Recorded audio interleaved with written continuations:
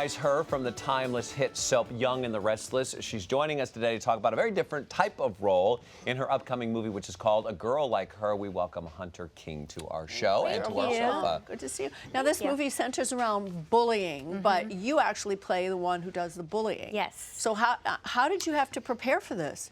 It was really hard. I pulled from a lot of like personal experiences that I went through in high school. So, and also go through now, like on Twitter. I mean, anybody who has a social media account totally gets like the hate that you get from fans of a show. And so I pulled from personal experiences, but it was really hard to play the bully and to be so, for lack of a better word, evil to someone.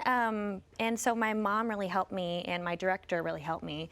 And we would sit down before each scene and kind of go over what she wanted. Did you talk about where the threshold is between just being mean to somebody and bullying them? Yeah, no, I mean, my character goes above what mean would be. She's terrorizing this poor girl in the film. And so the script really was more of an outline, and every bullying interaction you see is all improvised. So it made it even harder because we wanted a real authentic reaction and for it to feel so real. And so we would sit down and kind of go over exactly where my director, Amy, wanted to see the scene go and what she wanted to happen and what kind of emotion she would want to see happen. And we kind of just went from there, and it was really difficult. When you talk about you pulled from your experience, when you experienced it, you were the one who was being bullied. I was never the bully. Yeah. So and it was evidently pretty rough. Yeah, no, I mean, definitely not as bad as Jessica experiences in the film, like not at all to that severity. But yeah, no, I mean, I had girls that would sit by my locker at lunch and wait till I would get there and just sit in front of my locker and say really mean things and really hurtful things and throw things at me. Or I had a really good friend that we wound up getting in an argument and wound up hitting me. And so stuff like that I kind of had to pull from personal experiences. I mean, every girl, anybody really goes through it at some point in their lives. I want to say the girls are worse than the boys. I don't know if that's a fair statement to make, but yeah. I hear a lot of it.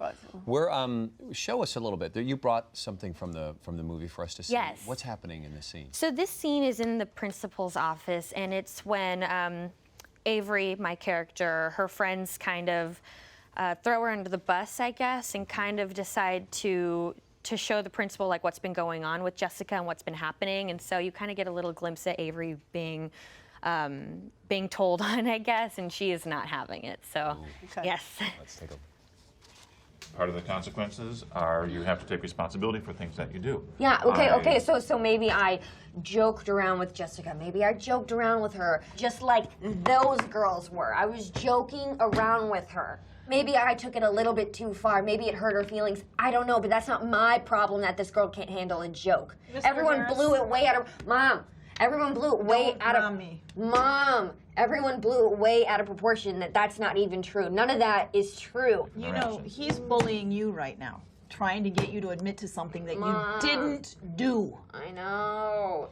I'm not bullying. I am asking questions to find out answers. My daughter is being thrown under the bus by these girls over something that you know well happens everywhere in schools across America. Okay, we understand. I didn't do anything.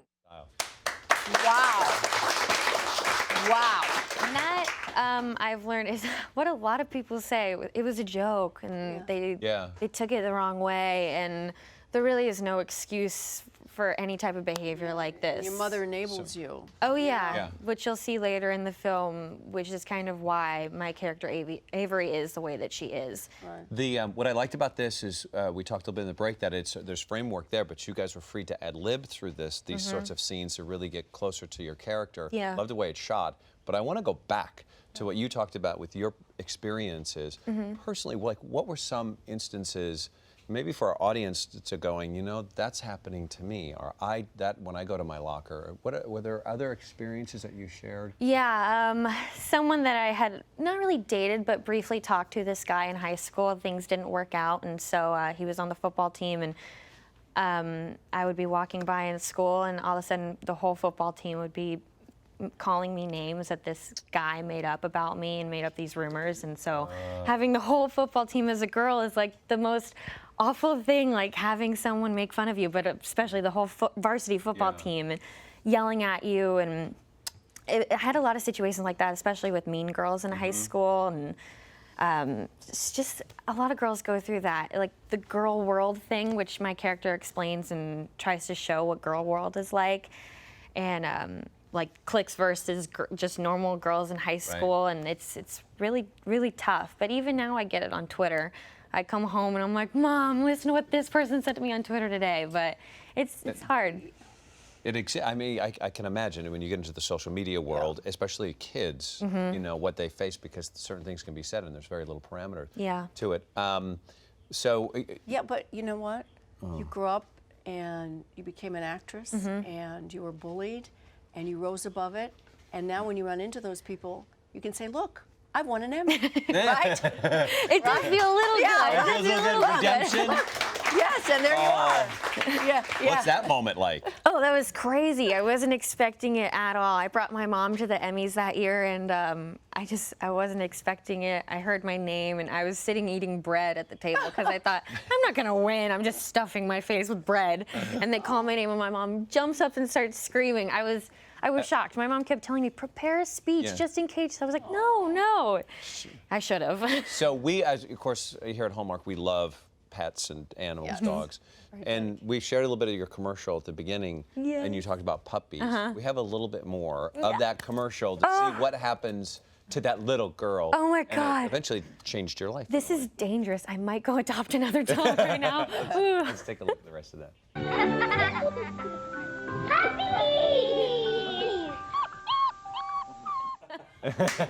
You finally got puppies. Oh, yes, Puppies. I did.